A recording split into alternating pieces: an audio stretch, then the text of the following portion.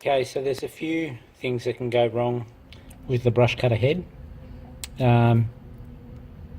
I'm going to do is just show you how to take the head off if the cord comes out like that and it's missing one side. You're going to have to take the whole top of the head off. So what you do is you have to push this in and then gently squeeze it up like that, like so. And then do the other side. So got to get right in there and it'll just pop out like that. Make sure that spring stays in there. And then what you do is I'll just flip it around. Just make sure that the head goes back on the right way. So you just take it out like that, and then you can see the cord's got tight, it's got cord in there. You just need to release it. And look, you can just take it all out like that. Just make sure when you're putting it back in, you're putting it back in the right way. So if you put it in this way, you can see it's above there. That's not going to work. So it needs to go in the right way, which is the lowest point. As you can see, everything lines up to that point there. So what you do is get your head back on, give it a quick bash.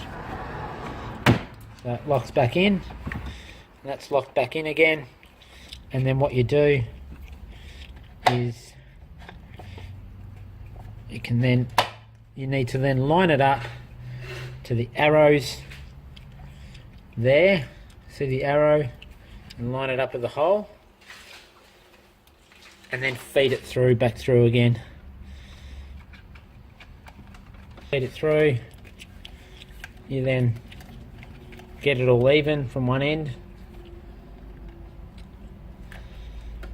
And then you can just twist it back on.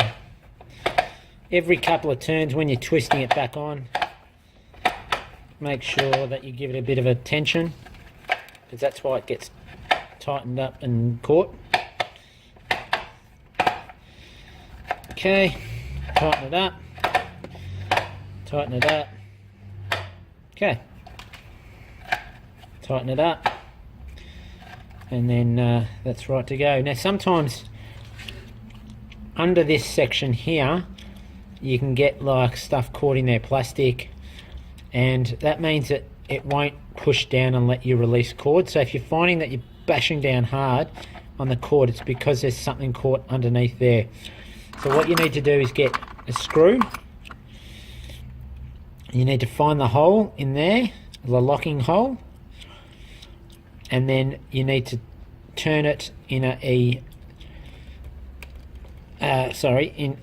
clockwise direction, like so. This one's pretty tight, and then that'll hold the head from spinning. Make sure you hold that.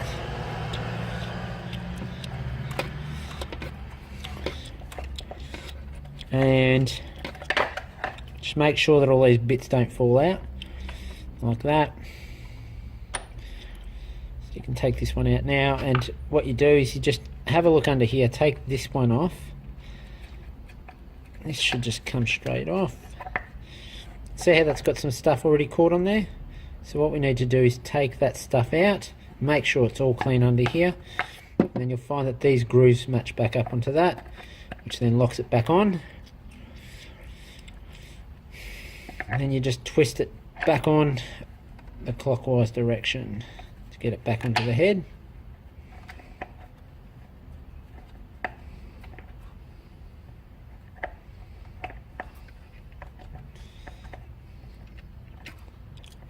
Twist it back on.